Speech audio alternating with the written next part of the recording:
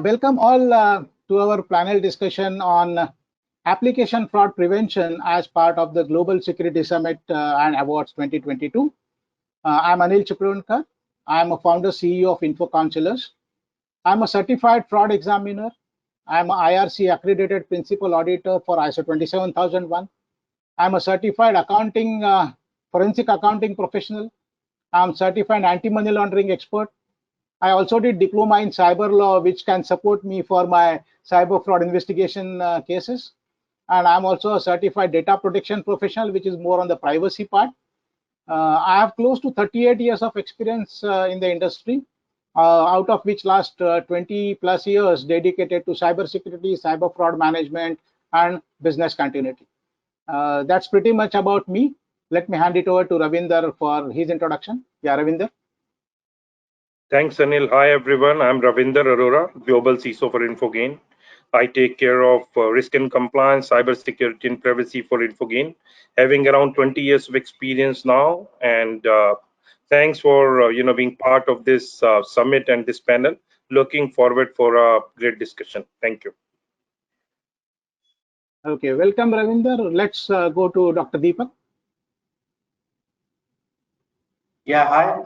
This is Deepak Kalamkar. I am VP InfoSec for SafeXP. I have 24 years of IT experience and looking forward for a good session. Thank you. Welcome, Deepak. Let's hear from Kanishk.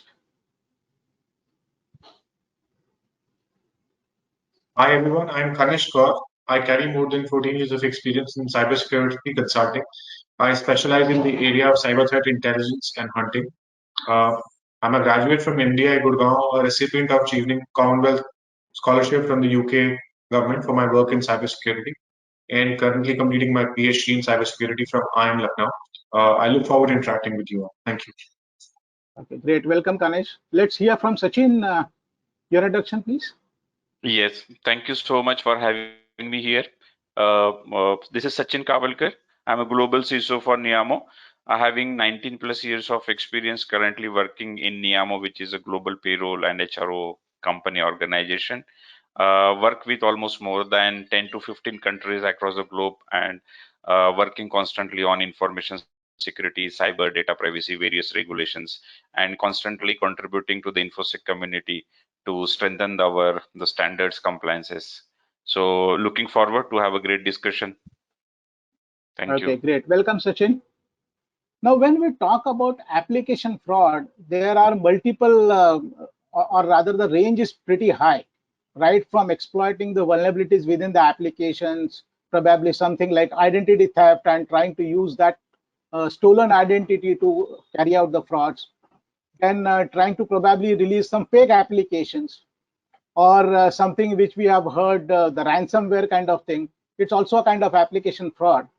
So I would like to ask Ravinder that during your this cyber security and incident management, what type of application frauds you have come across, and if you can just elaborate few of those areas, and what kind of security measures you are really looking forward to control these kind of incidents or frauds. Sure, Anil. Definitely I mentioned, I think in last 20 years, I witnessed so many different type of attacks. And I think one thing which is very important at this area, which is quite negligent as well, because most of the time being, CISOs or security administrator, we actually focus more on perimeter gateways. Most of the time we are focused on, firewall, and, we are implementing controls at, our network level. But I think the most important layer, which is the application layer, where we forget to implement and, forget to strengthen most of the time. And these attackers actually take advantage of that. In last 5 years, if you will go for some data, I was reading some report for Gartner, there is a 78% increase in application layer attacks, because now every time we are using a mobile phone, we are installing new application, there are APIs that we actually integrate, we collaborate with, and all this actually take to some bigger security risk. I can tell you one or two which actually made some more headlines in the news. I remember in 2014 there was a SQL injection and Tesla website, where attackers mentioned that they are able to get into database and everything because there was some SQL injection vulnerability that exploited. Another, we have to understand, application security fraud or application security attacks actually lead to some other attack, which is actually identity theft as well. You also mentioned very famous attack, I remember, between 2015 and 2017. Facebook and Google, they both were using one Taiwan based vendor, Quanta, and that Quanta vendor was sending some invoice, and one attacker actually imprisoned himself as that vendor, sent hundred of invoices, got around $100 million, and with the time they actually got to know, both companies, that he's not the genuine vendor, it is some identity theft happened. That time they were able to lose around $56 million, somewhere around that. So I think we have to understand, I think time has really come that we are focused, and we all understand the DoD model. I really don't want to repeat here, but I think we have to understand that application security attack or application security fraud actually now leading to some, huge financial losses for the organization. It's really time to implement and strengthen our application security framework, and we really have to be careful. So this is from my side. Great, great, Ravinder. You touched upon few of those frauds which are already there in the news, and yes, they are really on the more on the application layer. And as you pointed out, DoD, typically we also used to have this IP layer, the 7 layers, and the application is always at the top. And normally we, as you said, we try to implement controls at the firewall level, the network level, the transmission layer, but application layer is pretty high. And typically that is the layer where the end users are actually interacting. So it is a layer which is open to public, and that's where the challenge starts coming in. And with this, number of these organizations are moving towards digitization. More and more applications need to be now in the market at a very fast pace. So in the current fast pace where we have started using this agile SDLC and DevOps and those kind of methodologies, where probably the focus of the business users is to have the application up and running very fast rather than spending more time on the security.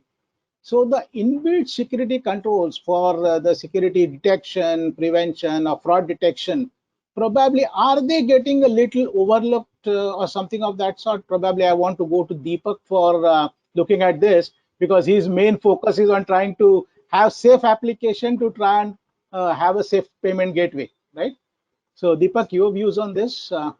Yeah, that's right. Anil, you rightly said that business people always want the new developments to put in on urgent basis.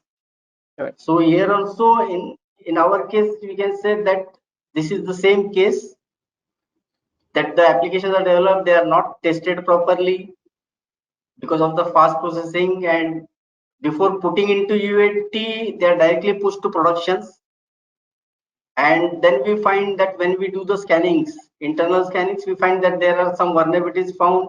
Then we have to tell the support team to resolve the vulnerabilities. But till the time we say that the monitoring part is increasing because of this. We have to put on more efforts on monitoring the functionality of the patch which is developed. So this takes more times actually. So as I was saying, during this development, are the security requirements which should have been inbuilt into the software development, are they somewhere looking at a little kind of getting less focus than the actual functionality of the applications? And how do you really propose to address that situation? Yeah, rightly said, Anil. We are actually for this, we are now implementing CRs for this. Like if the code is going on the production server, the change request must be approved by TL. Then only it will go. If it is not going for a UAT testing, then the TL has to approve the things. That majority of the patches which are going on to the production server are approved and are seen by the superior persons. So the developer doesn't have a right to send the directly to the productions. So he must raise a CR to avoid the testings. He must raise a CR and it must be approved by the TLs directly. Good. So it's a combination of process and kind of a third eye view on that entire process and trying to mitigate these concerns. Great. Yes. So, Kanish, do you want to add something to this related to your experience about the strategy to approach this SDLC and trying to address the weakness right at the source level, typically using some kind of a source code scanning or something of that sort?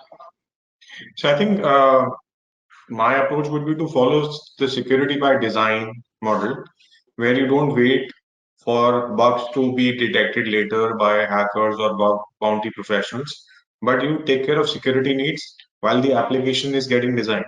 So this could also be done by training the developers on security best practices.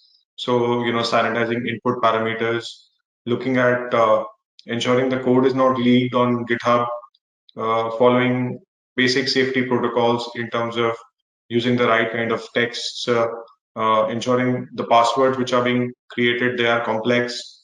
Those would be certain approach. And also today there are multiple tools available, such as checkmarks, where there is an approach which teaches you how to code securely.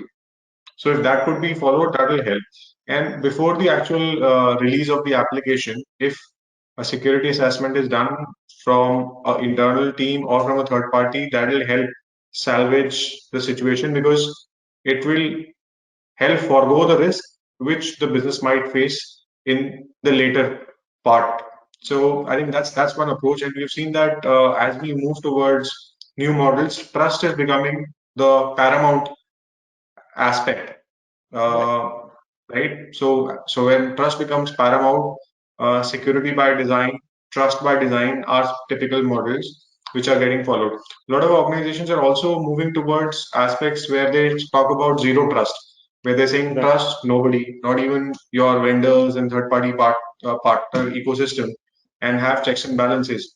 My view is that that will come in if you first have the basics set in right. If you follow security best practices, then such models will make sense.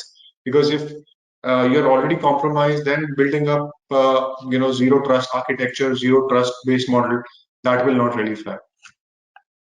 Okay, very, very nicely put, Kanishk. So essentially, if you really look at the organizations who try to use the security practice as an envelope to their existing infrastructure application, then it becomes a little challenge, because the security weaknesses are already present inside the infrastructure, and you are just trying to put some wrapper to try and stop somebody to do it. But that wrapper, if it doesn't hold good, then your infrastructure is still weak. So the very good point you brought up was a security by design. But in this entire process, I believe when, as a cyber security professional, when we do the risk assessment, specifically while doing this code development, we don't really look at the fraud related risk aspects. And as part of my consulting projects, being a fraud examiner over a period of time, I have been advising organizations to set up some process about fraud risk management. And ACFE, which is one of the globally recognized organizations, have come up with number of good articles on fraud risk prevention. And if we tailor that to application fraud risk prevention, probably I think one of these area which you mentioned, security by design, that can use this fraud risk model and try to build the controls while doing the coding. And similar testing you can then build into your checkmarks or Veracode or some kind of a tool, wherein we can try to see how the code is secure from a fraud related aspect also. So that's a wonderful point, I think. Now coming to post application implementation. Till now we have discussed something during application development, the SDLC, the secure SDLC, or NIST related framework, or Microsoft also has released its own framework called Microsoft SSDLC, that is Secure Software Development Lifecycle, right? So considering all this, now we are coming to say application is already implemented, now it is put to use. Then how important it will be monitoring it for a fraud detection or prevention purpose. I would like to start with Deepak and then probably come to Kanishk on that. Yes, Anil. See, like I said in my first thing, when application is deployed, then after application is deployed, we are into testing. We get it for testing. So we're testing, and also in our case, we have a application support team which works 24/7 who monitors the deployed application. The logs are monitored continuously. If some fraud IPs are coming up, we also have a third party SOC and SIM who monitors 24/7 the application servers which are running. So if someone is trying to hack the server through any application or open ports in the application, we are alerted with the response. If it is a high response, we get an alert within 10 minutes from the third party, and also our team also alerts us about if some IPs are getting from any, say, banned country, they are trying to access the application. And also we have some systems in our operation teams who gets the alerts of fraud transactions which are happening, and then they deal with like how to process it. They first get to the customer, they see if the transaction is fraud, then they go to the bank, then ask them, and if it is a fraud transaction, then it is sent to RBI as per rules and regulations. Okay, so post monitoring is a kind of 24/7 is it important more from a detection and possibly a prevention perspective. So if you find some trend, although the fraud is not actually materialized, but you already got some alerts, you can try and take some preventive steps on that, right? Yeah, that's right. Great. We can prevent the aim by stopping it. Great. So actually, this fraud word, I have created a long form of that fraud. You can say it is a copyrighted to me, the long form. I said financial resources acquired using deception. So typically in all frauds, there is somebody who is trying to acquire some financial resources.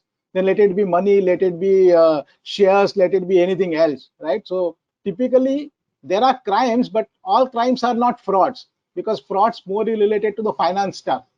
So Kanishk, in the cyber strategy design for this application related stuff, how you propose to include this monitoring, post implementation monitoring? How you propose to include that? Sure. So I think elements of doing cyber threat intelligence and hunting will play a very vital role, because today indicators of compromise can be sitting somewhere in the dark web or deep web. There could be hackers who have already compromised your applications, and they could be selling it on dark web. So proactively monitoring whether your data is leaked on different dark web forums, different chat rooms of IRC or GitHub, that is one way. So doing proactive threat intelligence, and also doing threat hunting exercise where you are constantly looking out for threats which could be sitting on your network. It could be, people moving information out, or it could be certain controls which are not configured correctly while the way application was designed. Those are aspects which will play a very, very important role. And today, a lot of organizations are proactively doing cyber threat intelligence and hunting 24/7, and then fixing up the gaps rather than waiting for somebody to come and tell them that they should, fix a particular vulnerability which is left unpatched. This also creates a healthy environment, because you don't have to then go for paying bounties to hacking groups who come and report or who ask you for money or brokerage to get your data down from a dark web forum or from a hacker. Okay, great. That's really important. Now, just taking that further, coming to Ravindra, if we currently look at the scenario where criminals always are kind of ahead in using this technology, like our artificial intelligence, machine learning, and deep learnings, and threat modeling, and all those kind of stuff. So taking the clue from where Kanish left, do you want to add how as an organization we should look to use these kind of techniques and try and prevent the criminals from misusing these techniques to actually steal our data and probably our money or assets? I mean, like we say, tit for tat. We definitely, okay, all emerging technologies will always be some good hands and will always be in some bad hands. Okay, there are definitely, we know the difference between a hacker and an ethical hacker, right? The same Right. problem, the same war will continue always. But we have to understand one thing, that we cannot stop these, criminals, cyber criminals, to use this latest technology. It is available to all, but we can use the same technology to strengthen our security framework.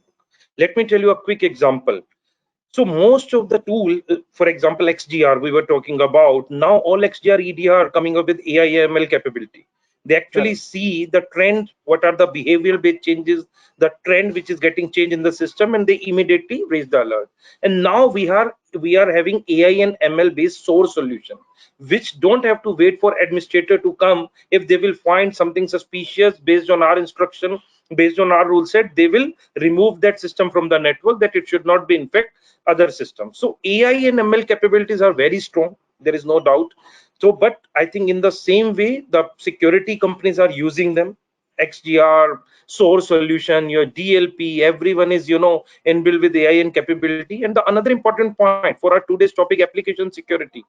Most of the application security tool now coming up with having AI capabilities. I'm Right. using one of the tool, I don't want to endorse that, which is having AI capability. I'm able to reduce 75% of false positive vulnerabilities because it has a AI built engine in that. So Okay. solution is very easy. We cannot stop these cyber criminals to stop using all these latest technologies, but in the same way, I think there are products available. There are, adoption, innovation, and digital transformation that we can actually choose, and we can use these technology to strengthen and secure our security framework. Great. So whatever tools criminals are using, we also use the same tools, but we use it to protect, and they are going to use it to break, right? So Great. that's very nicely that put that forward. war will always continue. That war will always continue. That has to be because there are That has both to be. sides of the tool, That's and why I that's why personally, see CISO's job will be there, right? yes, and I personally believe that technology is developed by the human being. So it's a human mind who use it to a good or who put it to a bad use. So it's ultimately the Correct. people behind using that technology. So till now we have discussed more on the technology part, right? From source strengthening to a monitoring and prevention by using, say, maybe AI, ML kind of a techniques. Now, how about looking at the people aspect in application fraud prevention? Because ultimately it's a human being who is trying to misuse these tools. So any views, anybody wants to go first on that? Yeah, Ravinder. So I would like to go because, I think this domain I worked hard in, last 10, 12 years, and, the same problem, I faced in my last organization currently, but I think there is definitely a different roadmap.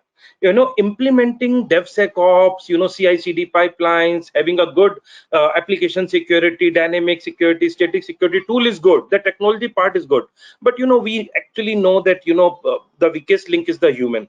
So application security program itself require a good awareness campaign for our software developer. And there is a Right. famous saying in application security that every developer knows how to build a software, but very few developer knows how to build a secure software. I think that culture change need to be driven from top down. I can give you Right. some example in my current organization, which I've taken in last, 1.5 year. We actually created a program specifically for our developers. There is a Okay. training, mandatory training. It's like, ISMS training is a mandatory training for every developer based on Sense 25 OWASP top 10 vulnerabilities, and they have to go through that. After that training, there is a program that we run as Secure Code Warriors. In that program, we actually do a internal different type of exercises. We actually open it for bug bounty hackers and everything to Okay. make sure that our people are aware. And definitely we identified security champion. There are different quiz. There are different mailers on different application security training. I mean, there are mailers on phishing and your regular spear phishing and everything. I'm But I right. think more important, we have focused specifically on your SQL injection, cross-site scripting, cross-site request forgery, all this type of vulnerability where developer community should know when they are dealing day to day. And the message is very clear from top down that our customer do not expect that application security is something separate. It is more like a software design hygiene now. If they want Right. authentication should be enabled, say they also want that SQL injection should be disabled, the vulnerability related to SQL injection should be mitigated on that. So this is more like a security hygiene. Whatever we want to deliver, it will be a secure software. So this is the way I think awareness really plays a critical role. Okay, great. Thanks for those points, Ravinder.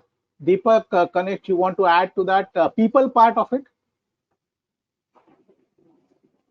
So, as rightly said by Ravinder, even I echo the same thoughts. And since most of the organizations, rather every organization go through the regular VAPT programs, wherein it should not be a instance where someone is coming and telling you that, okay, this is something which we found on your application. Right. Rather, it should be starting from the scratch only when we are building a application. That security thought process, lot of regulations demanding for data privacy. Those regulations, the controls behind it, the thought process behind it, ideas and methodology behind it need to be incorporated at the initial phase only.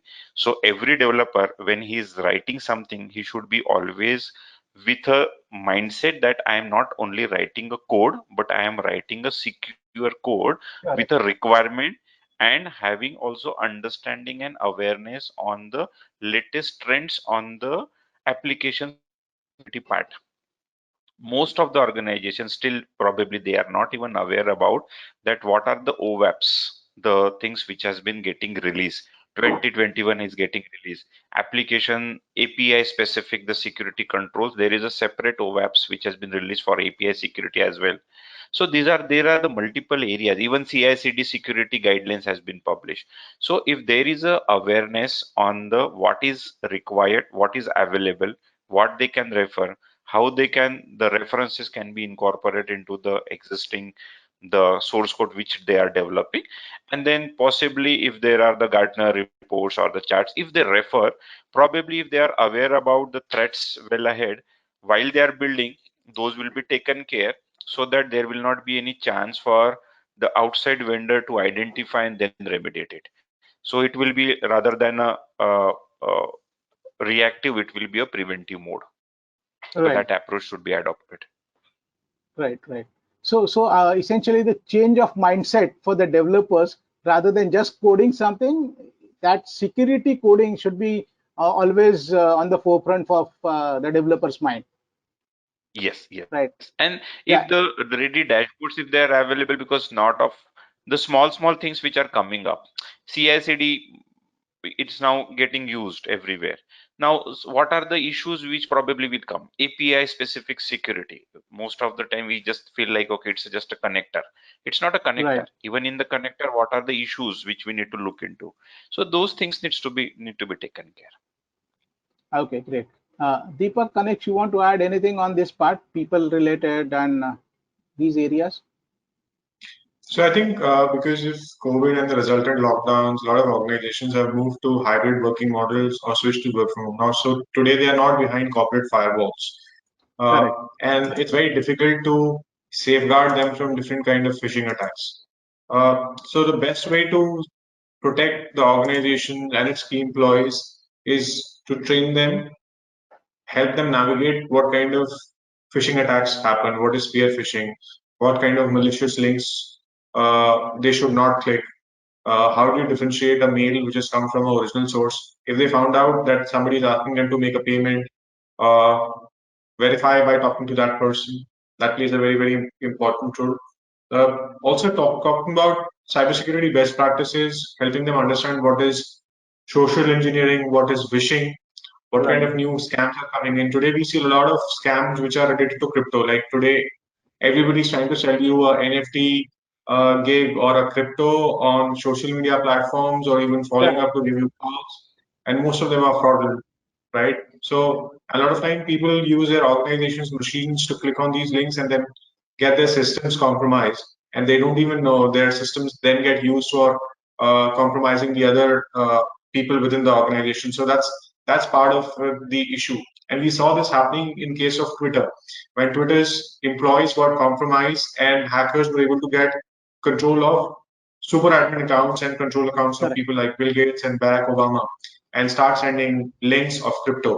So very important for organizations to train their employees regularly. Also, aspects on multi-factor authentication needs to be told why people should follow multi-factor authentication, because a lot of times multi-factor authentication can safeguard from various kinds of risk where people are, trying to get into systems from outside. Building up encryption plays a very, very important role. Encryption can help safeguard uh, multiple layers which could be built in. So I think these aspects play an important role when it comes to cybersecurity. Okay, so you want to suggest something like try to use certain tools also to try and compensate people weaknesses, wherein there are chances that because of today's scenario, the corporate life space and the personal life space, the line is actually blurred, and probably people are using their office laptop also to do certain personal tasks, something like checking the share pricing or checking the personal emails, and that's probably one of the challenge again, where, as you suggested, some of the technology tools like a two-factor authentication or a multi-factor authentication or encryption of corporate data or something like a mobile management tool, MDMs, what we call it, that probably help try and compensate some people-related weaknesses. That's again a good approach to really look at it. Yeah. Absolutely. And the other aspect which plays a very, very important role is for helping people understand new kinds of attack vectors. Just putting up a solution really doesn't help, because there are always newer ways of compromise which keep on coming in. Correct. So today there are a lot of new scams coming out. So people will get random calls on WhatsApp. Their WhatsApp account will get taken over. People will ask for money, and then it all clicks back to your corporate identity as well. So today your digital identity, you cannot say this is my personal digital identity, this is my official digital identity. It's all combined digital identity. So how do you safeguard your digital identity and your organization's risk plays a very, very important role. We have seen that organizations have also started carrying out phishing exercises without letting the employees know, and then decide what kind of training people should be put into, depending on whether they click a particular link or how they respond to a particular attack which is simulated. So carrying out such activities play a very important role, and also doing cyber wargaming simulations where you create a scenario of a cyber attack and then see how people have responded to that. Could be one way.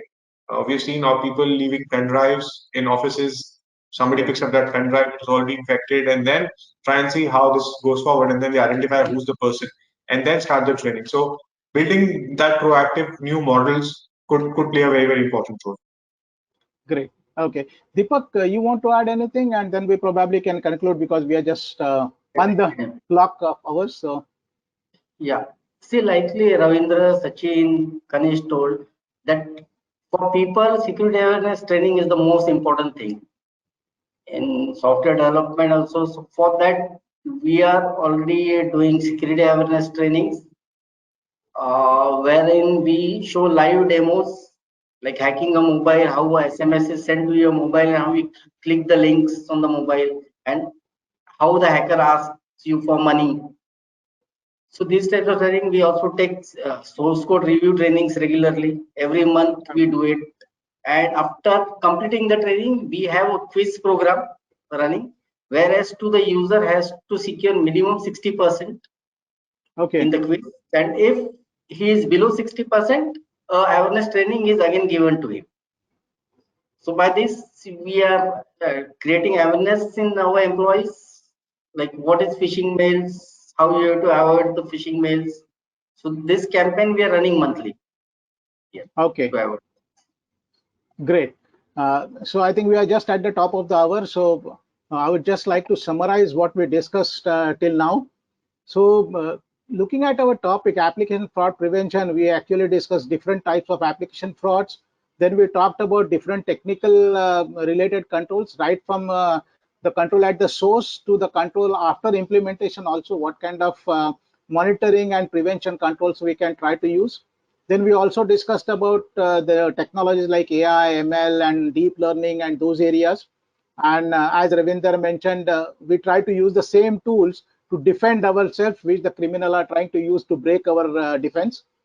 And we also touched upon the very important aspect of people area, because all the technology ultimately will be put to a real good use if the people behind that technology are really aware of how to securely use those technologies.